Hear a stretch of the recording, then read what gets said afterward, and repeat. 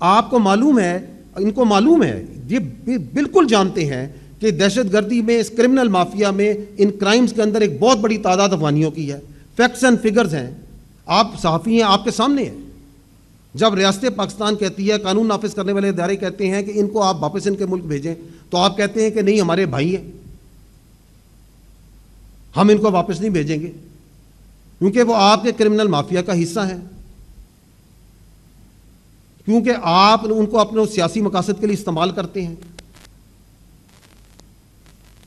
تو حقیقت تو ان کے سامنے ہے. کیوں نہیں؟ بیکاز ان کی ذات, ان کے فوائد, ان کی سیاست آپ سب کی جان و مال سے ان کو زیادہ عزیز ہے.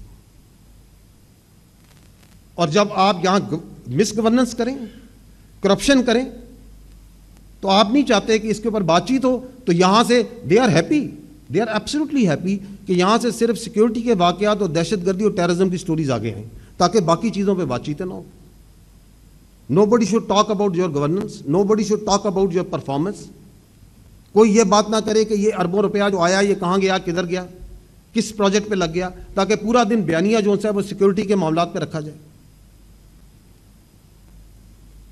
So that's the fact. Now the time has come where we have to be very clear and honest with each other.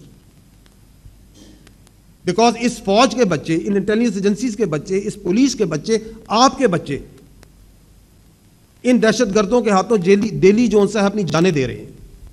کل بھی دی, پرسوں بھی دی, اس سے پہلے بھی دی. خوبصورت جوان اپنے سینوں پہ گولیاں کھا رہے ہیں تاکہ ان کی سیاست چلتی رہے, تاکہ یہ لوگوں کو گمراہ کرتے رہے. This has to end. This status quo will not be tolerated anymore. That's the simple, short and clear answer.